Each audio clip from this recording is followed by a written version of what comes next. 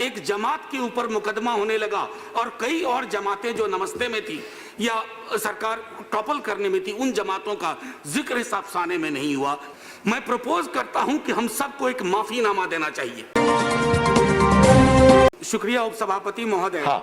कभी कभी कोई नमस्ते आयोजन कितना भारी पड़ जाता है ये हमने हिंदुस्तान में देखा बीते 3-4 महीनों में, तो आगे से बड़ी सावधानी बरतनी होगी। सर आप थे सदन में, एक दिन मैंने कहा था कि हम लोगों को दैहिक दूरी शब्द का इस्तेमाल करना चाहिए, सामाजिक दूरी नहीं। सर हमारे मुल्क में वैसे ही सामाजिक दूरी बहुत है सर, इतनी है कि हम उसको भर नहीं पा रहे हैं। हम ये नहीं भूले कि सामाजिक दूरी के बाद एक जमात के ऊपर मुकदमा होने लगा और कई और जमातें जो नमस्ते में थी या सरकार टॉपल करने में थी, उन जमातों का जिक्र इस अफसाने में नहीं हुआ। ये चिंता का विषय है सर। कोरोना संक्रमण मार्च के आखिरी हफ्ते के हालात हम सब वाकिफ हैं सर।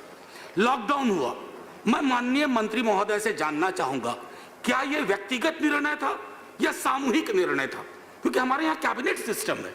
अगर यह सामूहिक निर्णय था तो तैयारियों के बारे में बताएं, आपने क्या तैयारियां की? क्योंकि वो जो अचानक का लॉकडाउन था सर, उच्च मध्यम वर्ग को तो अपने दायरे में लगा कि हम सब ठीक हैं, हमें अपनी चिंता होनी चाहिए।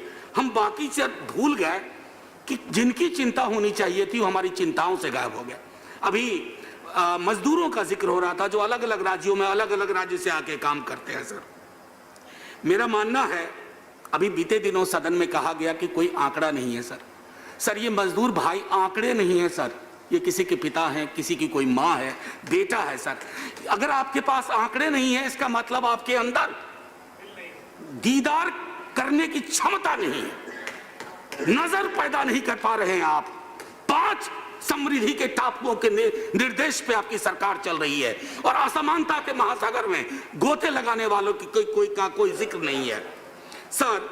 मैं सदन की ओर से माननीय उपसभापति महोदय, मैं प्रपोज करता हूं कि हम सबको एक माफीनामा देना चाहिए देश के उन तमाम मजदूर भाइयों के लिए जिनके बारे में हमने चिंता नहीं की, जिनके बारे में फर्स्ट और सेकेंड लॉकडाउन में कोई बात नहीं हुई।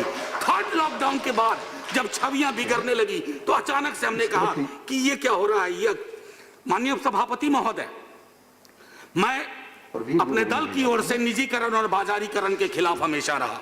मैं आज कहता हूं, कांग्रेस के साथी भी याद करेंगे, 90 से जो आपने उद्यम शुरू किया, आज देखिए बाजार के मध्य हेल्थ और एजुकेशन को आपने रख दिया।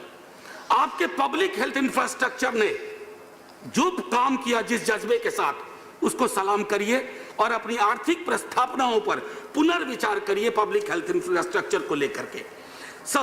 सिर्फ कोविड वॉरियर वर्कर्स को ही ट्रिब्यूट नहीं, सबको। हमें दुख होता है कि जब सरकार के आला लोग ये कहते हैं सर एक मिनट, दूसरे देशों की तुलना में हमारे यहाँ मौत कम हुई है। सर ये घोर असंवेदनशीलता है, ये घोर अमानवीय बयान है। उन घरों में जाइए, पूछिए कि तुम्हारे पिता की मृत्यु हो गई लेकिन यार बाकी देशों की तुलना में हम ठीक है ना। ये बयानबाजी बंद होनी चाहिए सर। इकोनॉमिक इंपैक्ट में मैं सरकार से आग्रह करूंगा, हाथ खोलिए 7,000-8,000 रुपया non income tax paying family को। और सर आखिरी टिप्पणी करके खत्म करूंगा, ऑडिट और पारदर्शिता से दूर पीएम केयर्स फंड का कई बार जिक्र हुआ है। मेरा मानना है कि नाम और काम में थोड़ा तारतम्य होना चाहिए। और हमारे बीजेपी के एक मित्र कॉन्क्लूड करिए, 30 सेकंड, वरिष्ठ साथी कह रहे थे सहकारी संघवाद के का बहुत अद्भुत उदाहरण उन्होंने दिया, महाराष्ट्र फोकस रह गए। मैं भी बिहार के बारे में बहुत चीज कह सकता था लेकिन ये राजनीति का विषय नहीं है। 1 सितंबर से आरटीपीसीआर किट महाराष्ट्र को सस्पेंडेड है, पीपीई, N95 मास्क, वेंटिलेटर। तो आपके सहकारी संघवाद के आइडिया को प्रणाम। धन्यवाद झा जी, धन्यवाद सर। जय हिंद तो बोलने दीजिए सर, बस जय हिंद बोल के खत्म। सर जय हिंद बोलने से पहले असल में केंद्र और राज्य की सरकारों ने लॉकडाउन को दवाई मान लिया सर, वैक्सीन मान लिया। ये घोर अवैज्ञानिक सोच थी। अब बोल रहा हूं सर, जय हिंद। धन्यवाद। श्री स्वप्न दास गुप्ता जी।